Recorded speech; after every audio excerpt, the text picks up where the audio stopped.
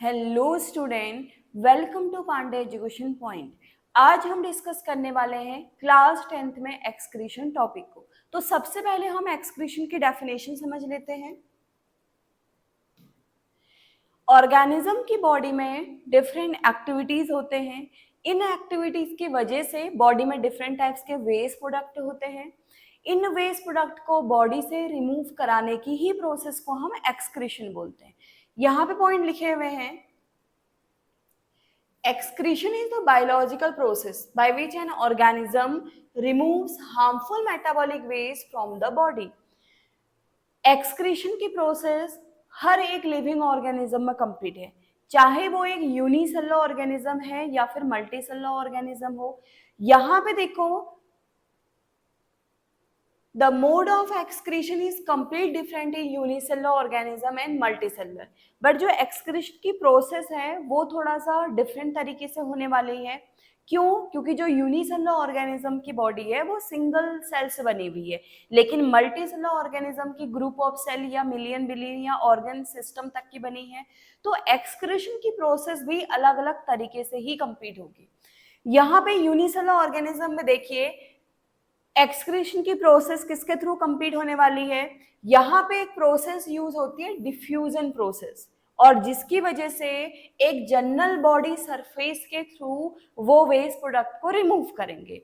इनकी ऑर्गेनिज्म की body single cell से बनी होती है, तो जितने भी फंक्शन कंप्लीट हो रहे हैं एक सिंगल सेल से ही होंगे। यहाँ पे एक्सक्रीशन भी उसी वैसे ही है, वो भी एक सिंगल सेल के ही थ्रू कंप्लीट होगी। तो यहाँ पे डिफ्यूजन की प्रोसेस होगी और बॉडी के अंदर जो भी वेस्ट प्रोडक्ट हैं वो इस एक ही सेल के थ्रू कंप्लीट होंगे। एग्जाम्पल है यहाँ पे अमीबा एंड पैरामीशियम, ये दो ऐसे यूनिसेलुलर यूकैरियोटिक ऑर्गेनिज्म हैं जो जनरल बॉडी सरफेस के थ्रू एक्सक्रीशन की प्रोसेस को कंप्लीट करते हैं। लेकिन जो मल्टी सेलुलर ऑर्गेनिज्म है, इनमें डिफरेंट बॉडी के पार्ट होते हैं जो इस एक्सक्रीशन की प्रोसेस को कंप्लीट करते हैं। जैसे यहाँ पे देखिए, फ्लेम सेल्स होती हैं प्लेनेरिया की बॉडी में, नेफ्रिडिया होती है अर्थवॉर्म की बॉडी में जो वेस्ट प्रोडक्ट को रिमूव करता है। इसी तरीके से अदर एनिमल में भी अलग अलग बॉडी के ऑर्गन या पार्ट्स होंगे जो एक्सक्रीशन की प्रोसेस को कंप्लीट करेंगे। ऑर्गेनिज्म की बॉडी में या मल्टीसेलुलर ऑर्गेनिज्म की बॉडी में 3 टाइप के नाइट्रोजनस वेस्ट प्रोडक्ट बनते हैं। यहाँ पे देखो, जो बर्ड्स हैं उनकी बॉडी में nitrogen waste product uric acid बनता है, यूरिया ह्यूमन की बॉडी में बनता है, अदर एनिमल्स की बॉडी में बनता है, और अमोनिया जो है वो एक्वाटिक ऑर्गेनिज्म की बॉडी बनता है। ये तीन नाइट्रोजनस वेस्ट प्रोडक्ट को रिमूव कराने के लिए डिफरेंट ऑर्गन काम करेंगे और एक्सक्रीशन की प्रोसेस को कंप्लीट करेंगे। हमने यहाँ पे फोकस प्लांट और ह्यूमन के एक्सक्रीशन पे करना है, तो सबसे पहले हम यहाँ पे एक्सक्रीटरी सिस्टम इन ह्यूमन समझ लेते हैं। देखो, हमारी बॉडी में जितनी भी प्रोसेस होती है वो किसी भी सिस्टम के थ्रू कंप्लीट होती है। जैसे डाइजेशन की प्रोसेस के लिए डाइजेस्टिव सिस्टम था, रेस्पिरेशन की प्रोसेस को रेस्पिरेटरी सिस्टम कर रहा था, और ट्रांसपोर्टेशन की प्रोसेस को सर्कुलेटरी सिस्टम। उसी तरीके से एक्सक्रीशन की प्रोसेस कंप्लीट होगी यहाँ पे एक्सक्रीटरी सिस्टम के through. Excretory system different organ से मिलकर बना होगा। यहाँ पे देखिए क्या लिखा हुआ है, the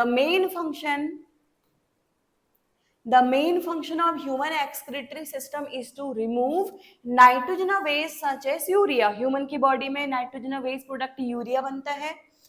It includes a pair of kidney, ये ऑर्गन है, 1 pair kidney, 1 pair ureters, 1 urinary bladder and 1 urethra, और ये सब मिलके क्या करेंगे?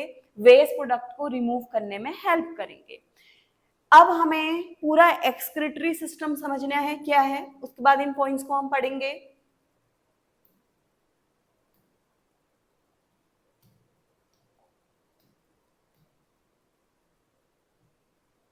यहाँ पे डायग्राम दिख रहा है ह्यूमन एक्सक्रीटरी सिस्टम का। यहाँ पे डिफरेंट ऑर्गन अरेंज है। पहले हम यहाँ पे सारे पार्ट्स के नंबरिंग कर देते हैं। तो सबसे पहले एक्सक्रीटरी सिस्टम में प्राइमरी एक्सक्रीटरी ऑर्गन होता है किडनी।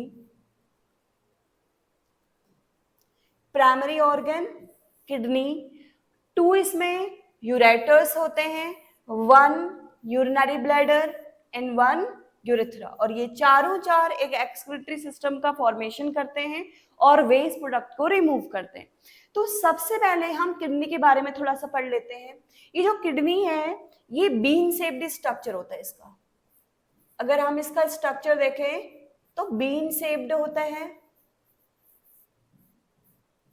कहाँ प्रेजेंट होती है? एब्डोमिनल कैविटी में प्रेजेंट होती है, बैकबोन के दोनों साइड को, एक लेफ्ट साइड को और एक राइट साइड को प्रेजेंट होती है। दोनों किडनी की लोकेशन में थोड़ा सा आपको डिफरेंस दिख रहा होगा।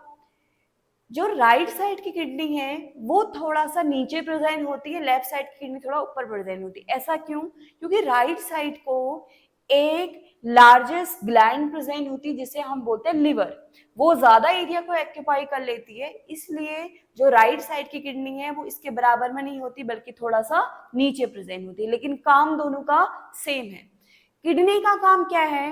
किडनी का काम होता है ब्लड को फिल्टर करना और वेस्ट प्रोडक्ट को ब्लड से रिमूव कराना। तो यहां पे देखिए किडनी जो है एक मेम्ब्रेन से कवर्ड है। इस प्रोटेक्टिव मेम्ब्रेन को बोला जाता है रेनल कैप्सूल। रेनल कैप्सूल ये क्या काम करती है? किडनी के लिए प्रोटेक्टिव मेम्ब्रेन की तरह काम करती है। कोई भी इन्फेक्शंस अगर किडनी को, कोई भी इन्फेक्शन से किडनी को बचाती है या फिर इंजरी से किडनी को बचाती है, मतलब एक प्रोटेक्टिव मेम्ब्रेन की तरह काम कर रही है किडनी के लिए। अब यहाँ पे किडनी का मेन मैंने अभी काम बताया, ब्लड को फिल्टर करना है और वेस्ट प्रोडक्ट को रिमूव करना है। कैसे ब्लड यहाँ तक पहुंचता है? यहाँ पे आप देख रहे हैं 2 टाइप की ब्लड वेसल्स हैं, एक ब्लू कलर की और रेड कलर की। जो रेड कलर की ब्लड वेसल्स है इसको बोला जाता है रेनल आर्टरी। ये क्या है? रेड कलर की ब्लड वेसल्स है जिसको हम बोलते हैं रेनल आर्टरी। आर्टरी का काम क्या होता है? आर्टरी का काम होता है ऑक्सीजनेटेड ब्लड को कैरी करना। अब यहाँ पे देखो ऑक्सीजनेटेड ब्लड मीन्स जिसमें ऑक्सीजन होता है उस ब्लड को कैरी करना। अब देखो ब्लड में सिर्फ कार्बन डाइऑक्साइड ही वेस्ट प्रोडक्ट नहीं होता, जैसे हमने ट्रांसपोर्टेशन वाले टॉपिक पे पढ़ा, हम बोल रहे थे कि deoxygenated blood means impure blood और oxygenated blood means pure blood. अब देखो कार्बन डाइऑक्साइड और ऑक्सीजन को ही हम वेस्ट और यूजफुल सब्सटेंस नहीं बोलेंगे, उसी के बेस पर हम उसको प्योर एंड इम्प्योर ब्लड नहीं बोलेंगे, बल्कि ब्लड में और भी वेस्ट प्रोडक्ट बनते हैं काफी सारे। उन वेस्ट प्रोडक्ट को रिमूव कराने के बाद ये किडनी करती है। तो ब्लड जो ऑक्सीजनेटेड ब्लड है उन्हीं वेस्ट प्रोडक्ट को रिमूव कराने किडनी तक आ रहे हैं। तो आप देखें यहां से जो रेनल आर्टरी है वो इस ब्लड को इस रेनल आर्टरी में ट्रांसपोर्ट करने का काम करती है, या फिर रेनल आर्टरी इस ब्लड को रिसीव करती है। यहाँ पे एक आपको पार्ट दिख रहा है जिसको हम बोलते हैं हाइलम, इस पार्ट को बोला जाता है हाइलम। यहां से ब्लड वेसल्स दोनों किडनी में एंटर करते हैं ताकि उस ब्लड को वो किडनी तक पहुंचा पाए। इसी हाइलम से नर्व सेल्स भी कनेक्ट होती हैं ताकि किडनी सही तरीके से अपना काम कर पाए। बिना न्यूरॉन की किडनी काम नहीं कर पाएगी। तो अब इस किडनी के यहाँ पे आप किडनी का इंटरनल स्ट्रक्चर देख रहे हैं। इस किडनी के अंदर एक स्पेशल टाइप की सेल्स होती हैं जिन्हें बोलते हैं हम नेफ्रॉन। आगे डायग्राम है, सारे पॉइंट्स लिखे हुए, अभी आप इतना समझ लेना। इस किडनी के अंदर स्पेशल टाइप की सेल्स होती हैं जिसे हम बोलते हैं नेफ्रॉन, जिसका काम है यूरिन का फॉर्मेशन करना। क्या काम है इसका?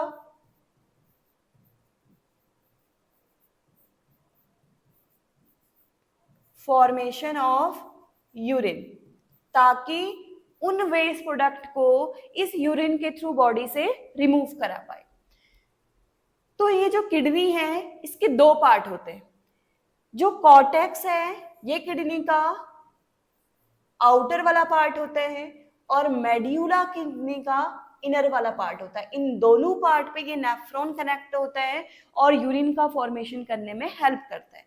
इसके अंदर जब यूरिन का फॉर्मेशन होता है तो जो वेस्ट प्रोडक्ट है ये एक पार्ट में यहाँ पे जो यूरिन है यहाँ पे कलेक्ट हो जाती है, जिसको हम बोलते हैं पेल्विस, और इसी के थ्रू फिर ये आगे आगे बॉडी से पास आउट होती है, किडनी से रिमूव होती है। तो अब देखो, जब किडनी ब्लड को फिल्टर कर लेती है, सारे वेस्ट प्रोडक्ट को यूरिन के फॉर्म में रिमूव कर लेगी, तो यहाँ पे जो ब्लड वेसल्स है ब्लू कलर के, वो इंफीरियर वेना कावा है। इंफीरियर वेना कावा हमने हार्ट के टॉपिक में पढ़ा था, जो डीऑक्सीजनेटेड ब्लड को राइट ऑरिकल में ट्रांसपोर्ट करती है ताकि वो पल्मोनरी आर्टरी से उसको लंग्स तक ट्रांसपोर्ट कर पाए। तो यहाँ पे जब ब्लड का फिल्ट्रेशन हो जाता है, तो ये जो ब्लू कलर की ब्लड वेसल्स है ये इस डीऑक्सीनेटेड ब्लड को हार्ट तक लेके जाने का काम करती है, ताकि वो उस डीऑक्सीनेटेड ब्लड में से कार्बन डाइऑक्साइड को लंग से रिमूव कर पाए और ऑक्सीजन को कैरी कर पाए। और कार्बन डाइऑक्साइड यहाँ पे रिमूव नहीं होगा, यहाँ पे कार्बन डाइऑक्साइड के अलग अलग जो वेस्ट प्रोडक्ट हैं वही यहाँ से रिमूव होंगे। तो ब्लड यहाँ पे आ रहा है ताकि पूरी तरीके से फिल्टर हो पाए।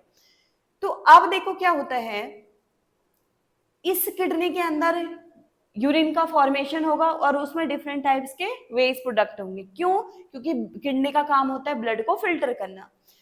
तो यहाँ पे जो हाइलम है वो क्या करेगा, वहां से एक ट्यूब कनेक्ट है जिसे हम बोलते हैं यूरेटर्स।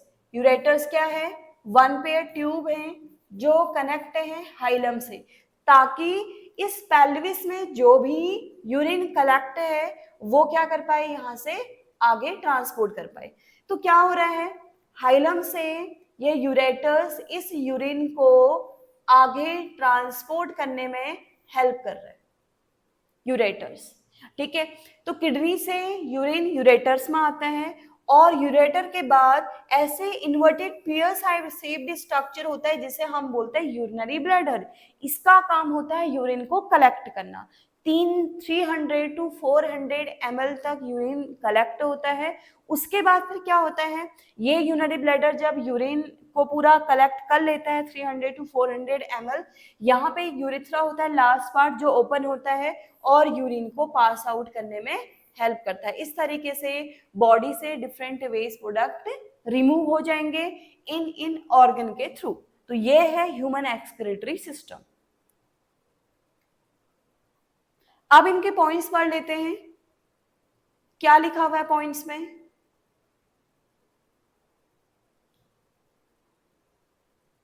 देखो,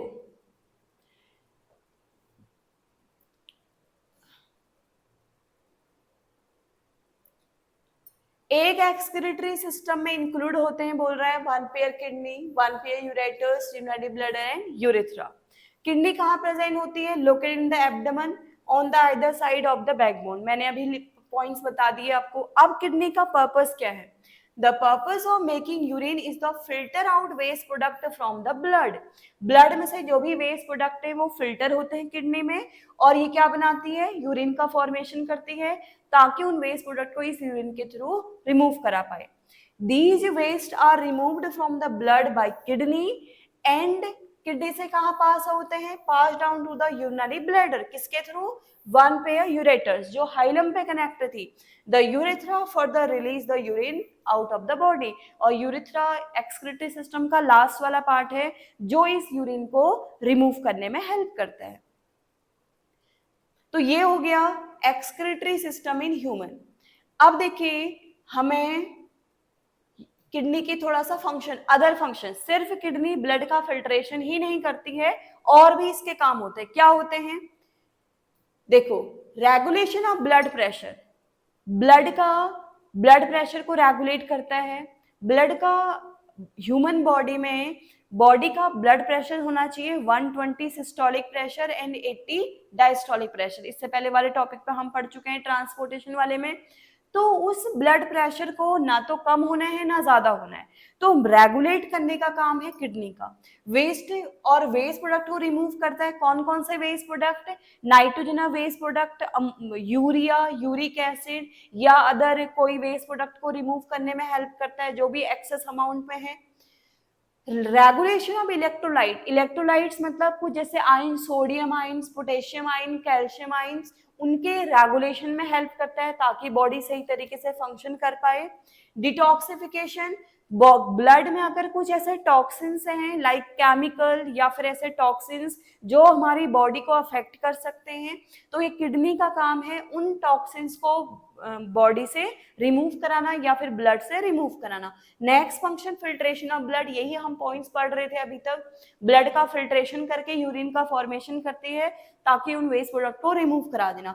बॉडी में वाटर का बैलेंस बनाए रखती है। अभी हम नेफ्रॉन का टॉपिक पढ़ेंगे, उसमें नेफ्रॉन का एक पार्ट है जो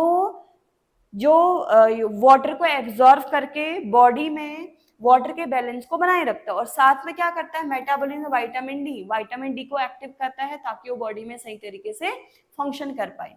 तो इस तरीके से ये डिफरेंट फंक्शन है ह्यूमन बॉडी में किडनी के। नेक्स्ट आप देखो, हमें पढ़ना है यहाँ पे स्ट्रक्चर ऑफ नेफ्रॉन। नेफ्रॉन क्या है? किडनी के अंदर मिलियन सेल्स प्रेजेंट होती हैं जिन्हें हम बोलते हैं नेफ्रॉन। यहाँ पे थोड़ा सा रॉन्ग हो गया है, यहाँ पे लिखा हुआ है 1000 नहीं आएगा, मिलियन। एक किडनी 1 मिलियन नेफ्रॉन्स को कंटेन करती है, और वही नेफ्रॉन यूरिन का फॉर्मेशन करेगी। इसी नेफ्रॉन को हम स्ट्रक्चरल एंड फंक्शनल यूनिट बोलते हैं किडनी की, क्योंकि जो भी काम होना है ब्लड का फिल्ट्रेशन इसी नेफ्रॉन के अंदर होना है। तो देखो क्या लिखा है, each kidney is made up of 1 million of tiny filtration units और ट्यूब्यूल्स कॉल्ड नेफ्रॉन। इसे हम क्या बोलते हैं, it is the structural and functional unit of kidney, क्योंकि काम यहीं पर ही होना है, यूरिन का फॉर्मेशन यहीं पर ही होना है। और इस तरीके से अब हम आगे पार्ट्स में समझेंगे, इन सारे पॉइंट्स को बाद में फिर पढ़ेंगे इनको। देखो सबसे पहले हम यहाँ पे नेफ्रॉन का स्ट्रक्चर पढ़ते हैं। ये है नेफ्रॉन जो किडनी के अंदर होते हैं, और एक किडनी में 1 मिलियन ऐसे नेफ्रॉन होते हैं जो यूरिन का फॉर्मेशन करते हैं। अब देखिए, अब भी हमने डिस्कस करा था किडनी के 2 पार्ट होते हैं, तो यहाँ पे मैं थोड़ा सा समझा देती हूँ।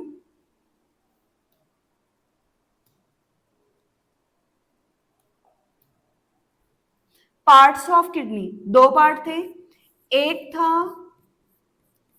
कॉर्टेक्स एंड दूसरा था मेड्यूला।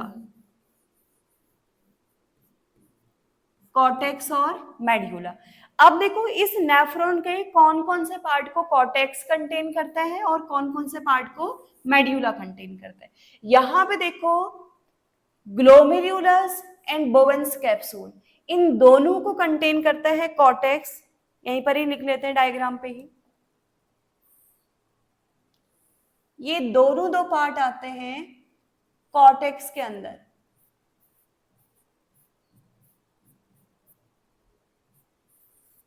ये जो बोवेंस है, बोवेंस कैप्सूल और ग्लोमेरुलस है, इसे ये मेलपिगियन ट्यूब्यूल्स के अंदर आते हैं, और मेलपिगियन ट्यूब्यूल्स के 2 पार्ट है, और ये आता है कॉर्टेक्स के अंदर। नेक्स्ट देखो कॉर्टेक्स में क्या आते हैं, proximal converted tubule. Next part आते हैं प्रोक्सिमल कन्वर्टेड ट्यूब्यूल, जिसको हम पीसीटी बोलते हैं। नेक्स्ट कॉर्टेक्स में ही आएगा डिस्टल कन्वर्टेड ट्यूब्यूल, डीसीटी, ये भी कॉर्टेक्स में आते हैं। नेफ्रॉन के 3 मेजर पार्ट हैं जो कॉर्टेक्स के अंदर आते हैं। अब मेड्यूला कौन कौन से पार्ट को कंटेन करती है? मेड्यूला कंटेन करती है यहाँ पे लूप ऑफ हेनले। मेड्यूला के अंदर लूप ऑफ हेनले, जिसके 2 पार्ट होते हैं, descending limb and ascending limb, और यहाँ पे कलेक्टिंग ट्यूब्यूल्स, ये भी मेड्यूला के अंदर आता है।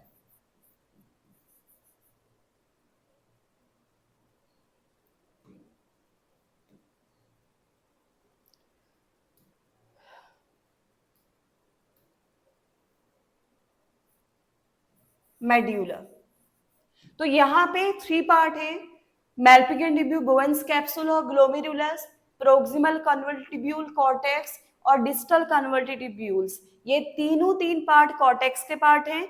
लूप ऑफ हेनले और कलेक्टिंग ट्यूब्यूल्स दोनों दो मेड्यूला के पार्ट है और इनका काम है ब्लड को फिल्टर करना, यूरिन का फॉर्मेशन करना। लूप ऑफ हेनले के दो पार्ट होते हैं, descending limb and ascending limb. अब हमें समझना है कि इसके अंदर फंक्शन कैसे होना है। तो देखिए यहां से स्टार्ट होता है, इन पॉइंट्स को हम हटा लेते हैं पहले। अभी हमने बोला हाइलम से किडनी में एंटर करती है रेनल आर्टरी, तो जो एंटर कर रही है उस रेनल आर्टरी को बुलाते हैं, यहाँ पे ब्रांच ऑफ रेनल आर्टरी लिखा भी है, इसको हम दूसरे वर्ड में एफरेंट आर्ट्रियोल बोलते हैं। क्या बोलेंगे इसको? Efferent arteriole.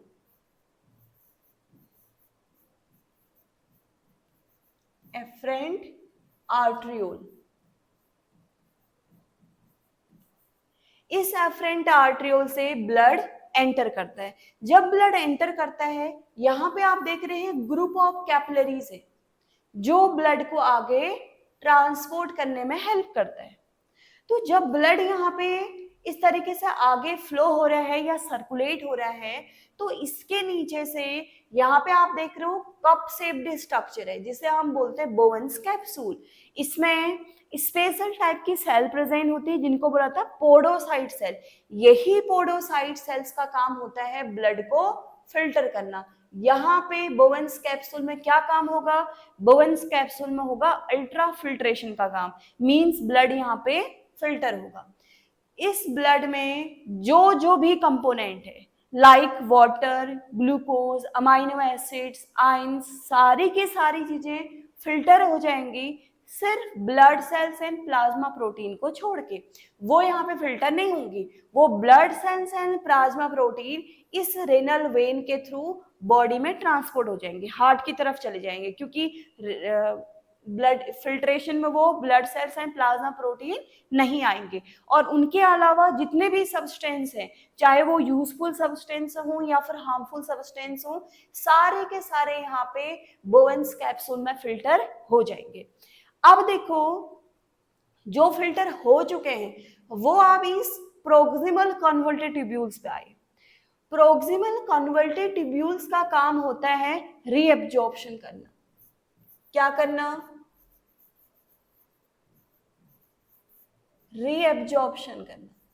मींस अब ब्लड जो फिल्टर हुआ सारा ब्लड है, जो भी कंपोनेंट है उसमें से यूजफुल सब्सटेंस भी और हार्मफुल सब्सटेंस, तो प्रोक्सिमल कन्वोल्टेड ट्यूब्यूल्स क्या करेगा? जितने भी एसेंशियल सब्सटेंस हैं वो सारे के सारे रीएब्जॉर्ब कर लेगा। जैसे 96% वाटर को रीएब्जॉर्ब कर लेगा, सारा का सारा ग्लूकोज को रीएब्जॉर्ब कर लेगा क्योंकि उसको यूरिन में नहीं जाना है, ग्लूकोज को तो हमारी बॉडी में जरूरत है। अमाइनो एसिड्स को रीएब्जॉर्ब कर लेगा क्योंकि वो हमारी बॉडी में रिक्वायरमेंट होती है उनकी। कुछ ऐसे एसेंशियल आयंस जो बॉडी में जरूरत है, उन आयंस को वो रीएब्जॉर्ब कर लेगा। इस तरीके से प्रोक्सिमल कन्वोल्टेड ट्यूब्यूल में जो भी सब्सटेंस है वो रीएब्जॉर्ब होके इस ब्लड वेसल्स में ट्रांसपोर्ट हो जाएंगी, ताकि वो क्या कर पाए, इसको इस रेनल वेन के थ्रू बॉडी में ट्रांसपोर्ट कर पाए वापस।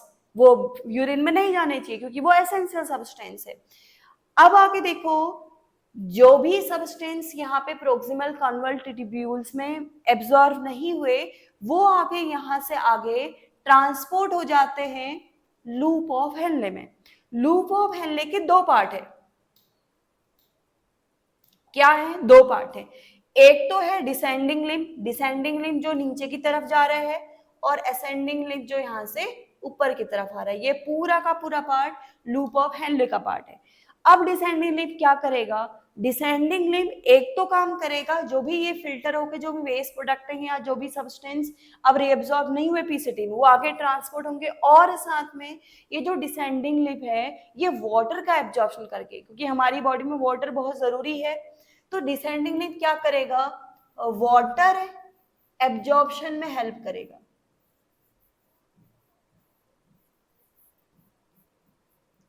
इस डिसेंडिंग लिम्ब का अपना एक नेचर होता है, ये वाटर को तो एब्जॉर्ब करता है लेकिन आयंस के लिए ये परमेबल नहीं होता, आयंस को एब्जॉर्ब नहीं करेगा।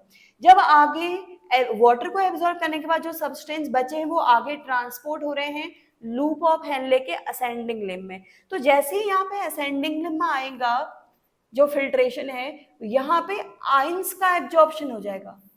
जो डिफरेंट टाइप्स के आइंस है, सोडियम, पोटेशियम, कैल्शियम, जितने भी आइंस होते हैं, एसेंशियल आइंस, वो सारे के सारे असेंडिंग लिम्ब में एब्जॉर्ब हो जाएंगे। बट असेंडिंग लिम्ब्स वाटर के लिए इम्परमेबल होगा, वाटर यहाँ पे एब्जॉर्ब नहीं होगा। अब आगे देखो, ब्लड जो फिल्ट्रेशन है वो आगे बढ़ते जा रहा है और फिल्टर होते जा रहा है। जो भी एसेंशियल सब्सटेंस है वो सारे के सारे एब्जॉर्ब होके इस रेनल वेन के थ्रू बॉडी में ट्रांसपोर्ट हो जाएंगे। तो यहाँ पे एक आप पार्ट देख रहे हैं जिसे हम बोलते हैं डिस्टल कन्वर्टेड ट्यूब्यूल्स। ये डिस्टल कन्वर्टेड ट्यूब्यूल्स क्या करता है? ये distal converted tubules water and NaCl salt का एब्जॉर्प्शन करेगा। क्यों? क्योंकि बॉडी में ये, अगर बॉडी में वाटर की अमाउंट कम हो रही है तो जो DCT है ये ज्यादा वाटर का एब्जॉर्प्शन करेगा। अगर बॉडी में वाटर की अमाउंट सफिशिएंट है या एक्सेस अमाउंट हो रही है तो ये वाटर को अब एब्जॉर्ब नहीं करेगा। तो यहाँ पे इसका काम होता है वाटर एंड सॉल्ट का एब्जॉर्प्शन करना, ताकि बॉडी में सॉल्ट एंड वाटर का बैलेंस बना रहे। तो अब जितने भी चीजें बची हुई हैं वो आगे लास्ट पार्ट इस नेफ्रॉन के कलेक्टिंग ट्यूब्यूल्स में जाती हैं। इस कलेक्टिंग ट्यूब्यूल्स का काम है एक तो इस यूरिन को पेल्विस में ट्रांसपोर्ट करना। मैंने किडनी वाले टॉपिक पे आपको बताया था, पेल्विस किडनी के अंदर ही एक ऐसा पार्ट है जहां पे यूरिन कलेक्ट होता है, वहां से फिर हाइलम के थ्रू यूरेटर से ट्रांसपोर्ट होता है। तो यहाँ पे जो कलेक्टिंग ट्यूब्यूल्स है, अब बॉडी में वाटर की बहुत ज्यादा जरूरत है, ज्यादा यूरिन में वाटर नहीं जाएगा क्योंकि तो वेस्ट प्रोडक्ट है।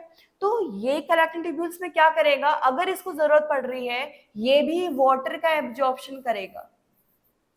वाटर का एक तो एब्जॉर्प्शन करेगा और सारे के सारे जो भी अब उसमें वेस्ट प्रोडक्ट, टॉक्सिन्स वगैरह, हार्मफुल सब्सटेंस, एक्सेस अमाउंट के सब्सटेंस वही बचे होंगे, उन वेस्ट प्रोडक्ट को पेल्विस में ट्रांसपोर्ट करेगा। और इस तरीके से जो भी एब्जॉर्बेड सब्सटेंस हैं, यूजफुल सब्सटेंस हैं, वो रेनल वेन्स के थ्रू बॉडी में ट्रांसपोर्ट हो जाएंगे और जो भी हार्मफुल सब्सटेंस है वो यहाँ से यूरेटर, यूरिनरी ब्लैडर, यूरेथ्रा से रिमूव हो जाएंगे। और इस तरीके से nephron, 1 million nephron human kidney में ब्लड का फिल्ट्रेशन करता है, वेस्ट प्रोडक्ट को रिमूव करने में हेल्प करता है।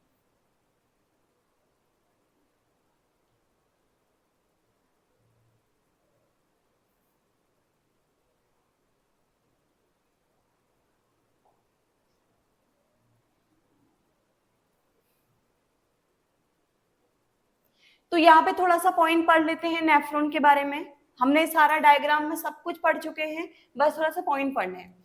Each kidney is made up of 1 million of tiny filtration units of tubules called nephron. It is the structural and functional unit of kidney.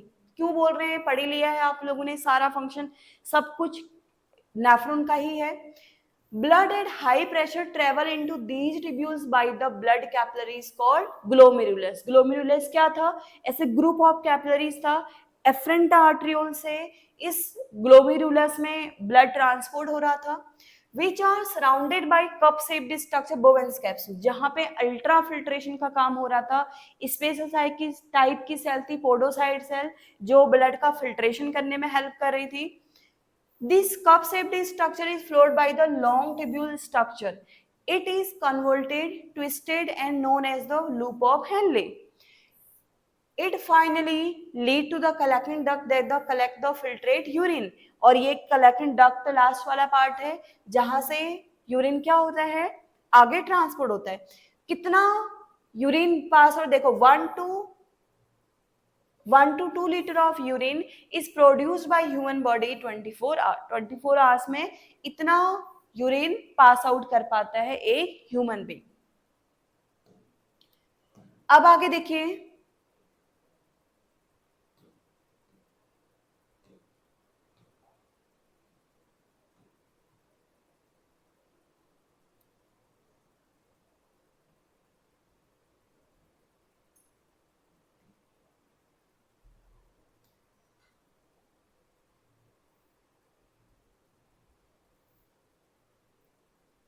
और इस तरीके से नेफ्रॉन का स्ट्रक्चर हमने पढ़ लिया है। नेक्स्ट क्लास में हम पढ़ेंगे यूरिन फॉर्मेशन की प्रोसेस, जहां जहां पे भी रीएब्जॉर्प्शन हो रहा होगा, अल्ट्राफिल्ट्रेशन हो रहा होगा या सिक्रीशन हो रहा होगा, कौन कौन से सब्सटेंस वहां पे रीएब्जॉर्ब हो रहे हैं, सिक्रीट हो रहे हैं, वो सारी प्रोसेस हम नेक्स्ट क्लास में पढ़ेंगे।